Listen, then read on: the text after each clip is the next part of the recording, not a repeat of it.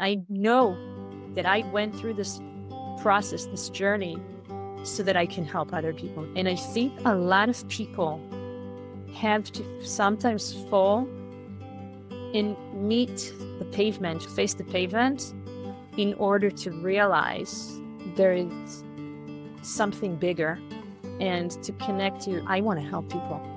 Out of my own very difficult journey, I want to be a person who helps other people.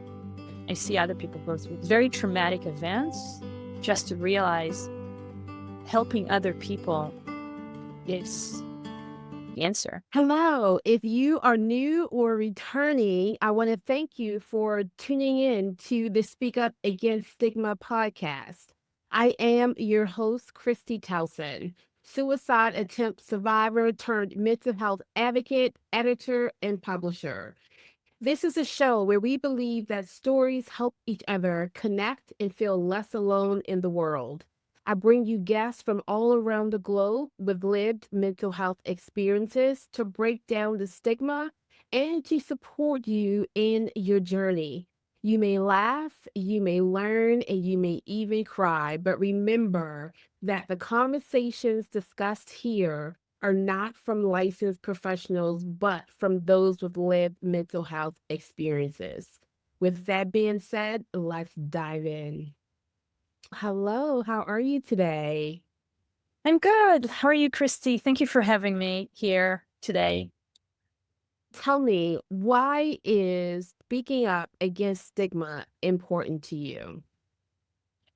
I went through a very deep, grave, transformative journey, going through very extreme experiences and living a life, an entire life in silence. And after I went through my experience, transformative experience, I learned that bringing my experience to the world, sharing my experience to the world is so helpful to other people going through similar things or different experiences. But just sharing and opening up is something that I just wanted to do to help other people with their own journey and find their own voice. Like I said in the intro, I believe that stories help us feel less alone in the world. Where were you in your journey where you felt like you really just wanted to tell your story? What happened? It took me a long time. My background is battling a lifetime of anorexia, being an undiagnosed autistic individual. And that was just a lifetime of silence. And I got sick, very sick, and I was gradually dying for 3 years and living with the secret. And once I came out of the closet about it and divulged the secret, because I knew that if I didn't, my kids would be left without a mother. At that point, it was important for me to share my story with the world because I was inspired by another friend who opened up about a different issue, but inspired me to come out of the closet and share my story. So I vacillated for about 3 months before going public about it. I was very embarrassed and very ashamed. And then I decided, you know what, I'm going to do this because I think it's really important to share. I was afraid that people are going to rebuke me and tell me, how dare you do this? All this good stuff. And once I shared, I knew this was absolutely the right thing to do because people then turned to me and said, thank you for sharing your story. It made me feel less alone. And they started sharing stories with me that really were not the same journey, but their own stories. And it showed me how just miraculous. There's just a miracle with just sharing stories with other people because it makes everybody feel less alone because we're all dealing with something. We are. I often say that we're all struggling with something. It just so happened to be that my struggle is a mental health struggle. For about 8 years ago, I was depressed and suicidal. I was so suicidal that I burned my house down with me in it because I wanted to die. And part of the reason that it even got that far was because of the shame, the self shame, the public shame. I was worried about what people would think about my failures and all of the things. And once I began to heal, it was like I felt free from the story that had held me captive for so long. Now I'm this free agent and I can share my story with not just people like you who get it, but those who are in a sour spot and they're just trying to hold on to any bit of hope that they may have.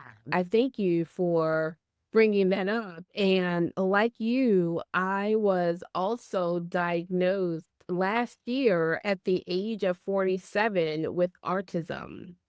So I like Mm. to say that I'm part of the club.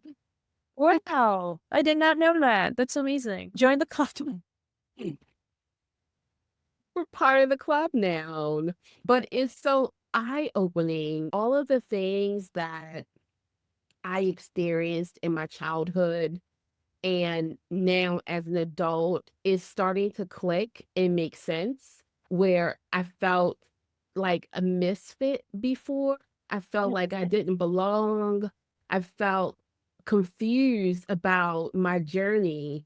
But now, not that all of the pieces are put together, but it is so liberating to just say that I'm figuring this thing out and it's been enjoyable, it's been frustrating, and Yeah. Oh, yeah. and it's also just been remarkable just to learn more about myself. I think that's the biggest takeaway for me is Yeah. getting in tune with myself and learning more about who I am. And part of being diagnosed with autism, ADHD, depression, bipolar, borderline personality disorder, all of the things, it's like those things don't define who I am, but it's telling the story and connecting with other people that makes it more humane to be able to deal with those things. Yes, I relate to so many of the things that she said, and for one, I just want to tell you how courageous and how brave you are, and how just incredibly important it is to do what you're doing and to bring your story to the world because that starts peeling off those layers of shame and embarrassment.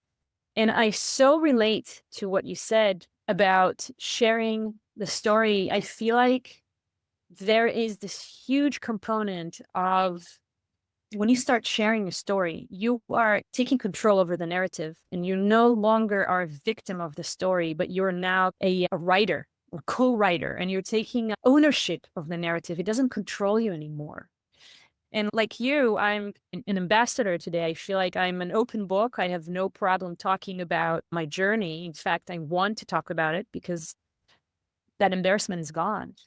And the more I talked about it, in the beginning, it was very difficult. It was very difficult. But with every telling, it became a little bit easier and a little bit easier.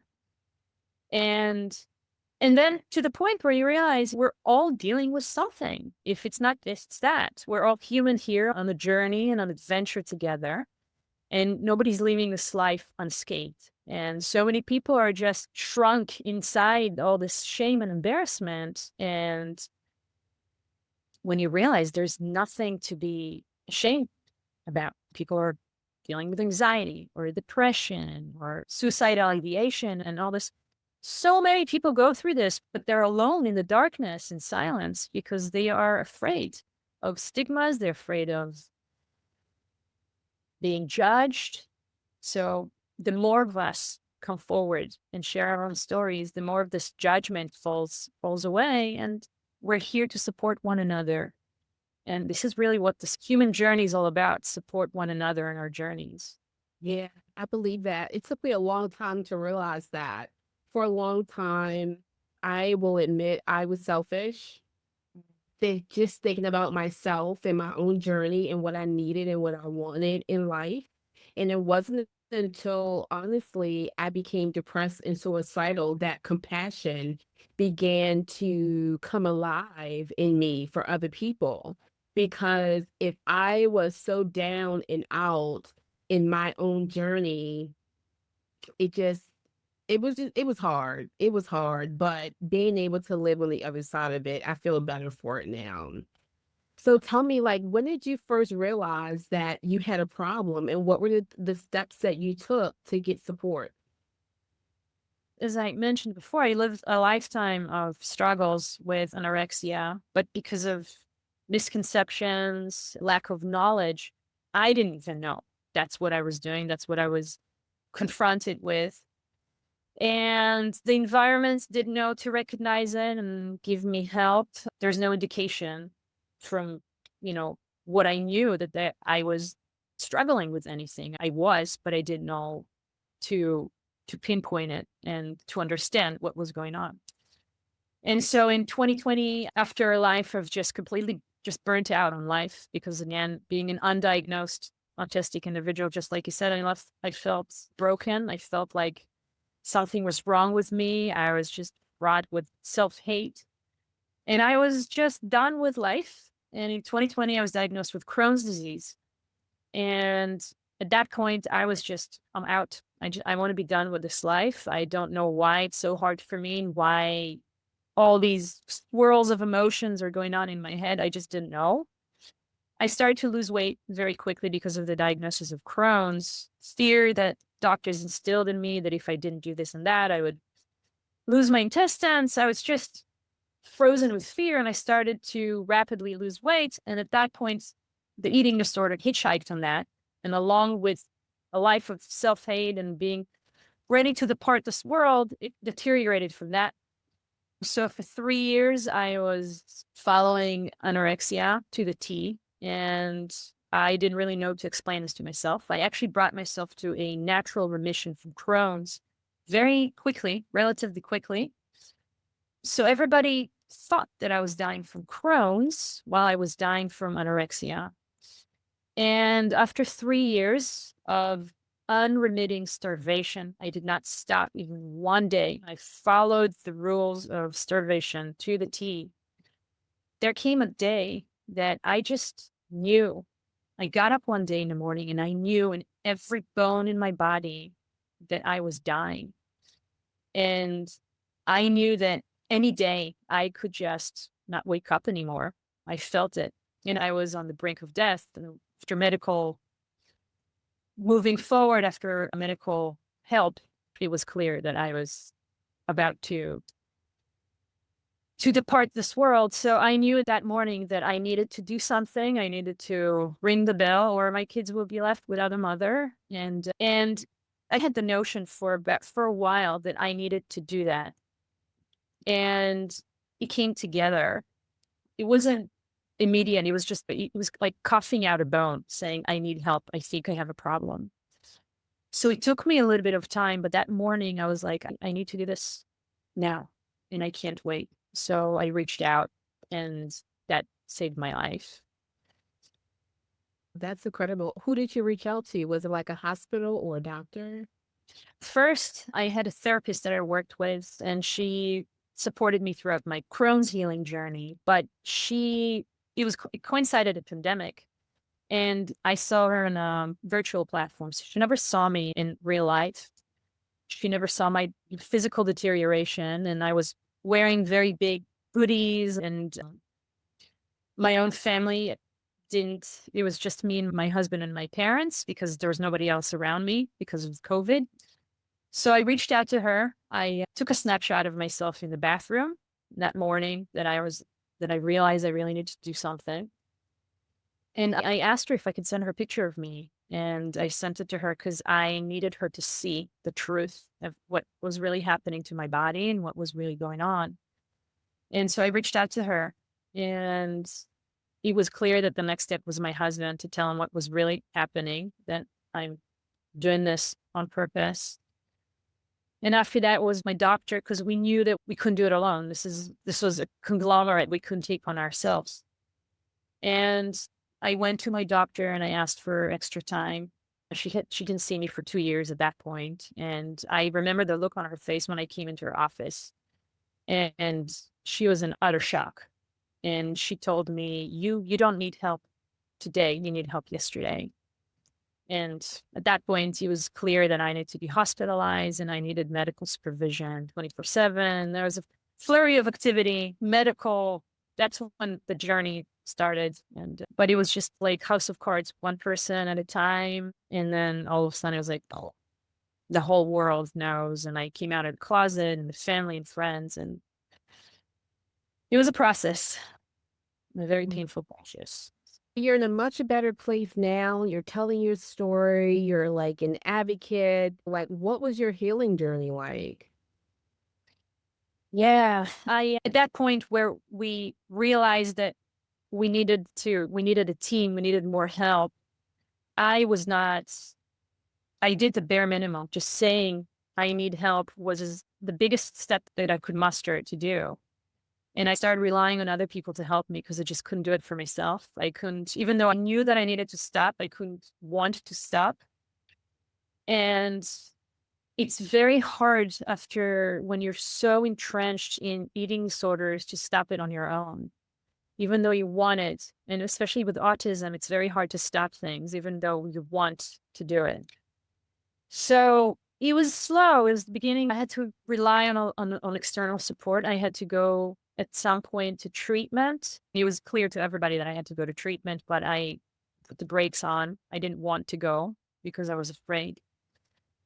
And at some point, I kind of acquiesced and realized I needed to do it because I wasn't getting better at home and I was dying.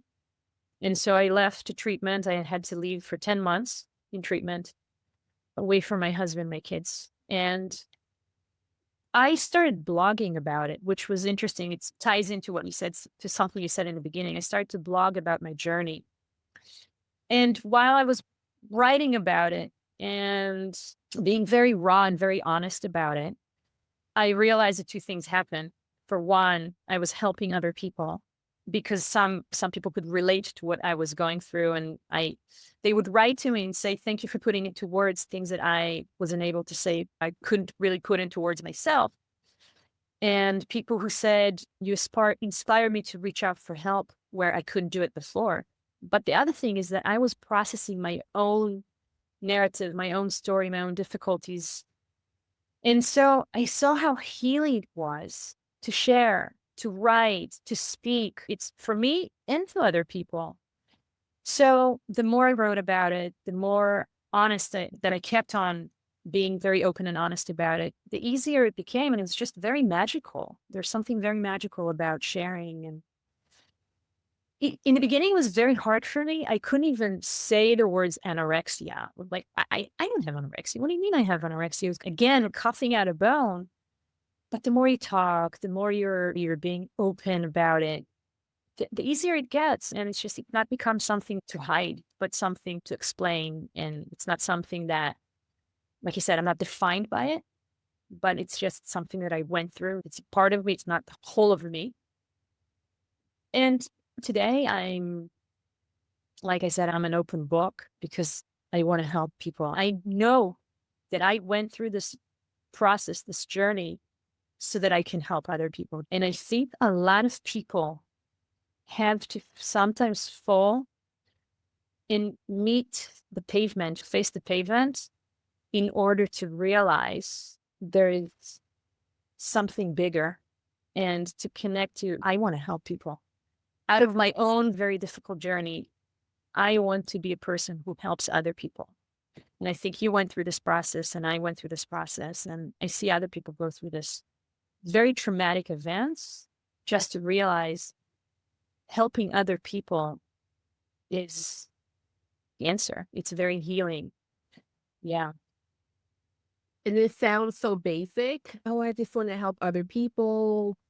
But it's so impactful. It's so empowering. Every time that I think I'm lending a hand to someone else, I am 10 times blessed for that small contribution that I made. And a lot of times I think that I may be helping someone else, but in all actuality, they're really helping me. get through that moment. And it's just a moment that I cherish that I can just reflect back on at a later time to say, thank you, God. Thank you, universe, for allowing me to have the tools to be able to tell my story because it's very hard because of the shame and the guilt that goes behind whatever you were dealing with. And you get to a point as you do the work, as you begin to heal, where you start to slowly come up out of that shell and you can tell your story to other people. So I do a annual anthology with women from all across the world. It's called Speak Up Against Stigma.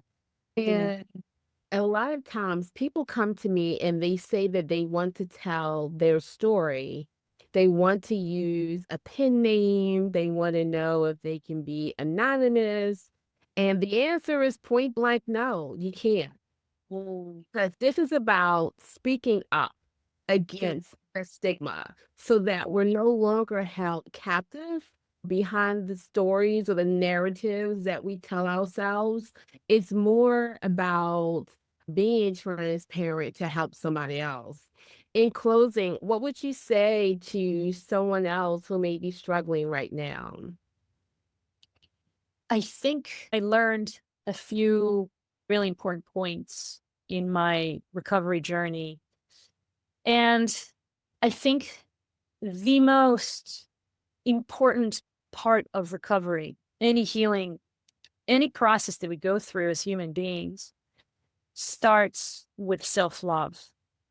And the journey to self-love looks different for everybody. But I think the point of it here on our passage here on earth is the lesson of love inside ourselves, towards ourselves, and connecting to this, you can call it God or the universe. To me, it's just love, this force of love that is with us. But it starts, we are that. We are God. We are love. It is us. It's inside of us. We're part of it. So I think it starts, to me, the diagnosis of autism enabled me to start walking this journey because it elucidated a lifetime of shame and hate. And I could finally understand all of a sudden, like I could understand why all these difficulties, what happened. And it enabled me to start giving myself grace in the beginning. So it's going to look different for everybody. But whatever situation you're in, whatever background you have, start with giving yourself grace. And after you give yourself grace, you move on to self-acceptance. And after you move on to self-acceptance, you're paving your way to self-love. And once you start working on self-love, all this judgment from the environment, all these needing for approvals and validation from the external, and all the shame falls off. Because once you give yourself love, that's the greatest force, the greatest envelope that you have to prevent hate from the world, to prevent letting judgment get into you. So I think the most important thing is find your way, whatever it looks like to you, to give yourself love and love yourself. That's very important, self-love. Where can people find you? I have a website, NEFRITEL-OR.com, nefritel-or.com. And I'm a blogger, and I have music that is on all the biggest music platforms, on Apple Music, Spotify. I have a blog on Medium, Nefrit El-Or, and I have different podcasts and different YouTube channels. Wonderful. I'm glad you're still writing. It was writing that saved me when I was in a really dark place. So thank you for sharing all of your story with me today and for being a guest on the Speak Up Against Stigma podcast. Thank you, Kristy. I really appreciate this initiative that you're doing. It is so important, and it is, like you said, you yourself, but by doing this podcast, you have such an impact, and I'm very grateful for what you do for the world. So thank you. Thank you so much.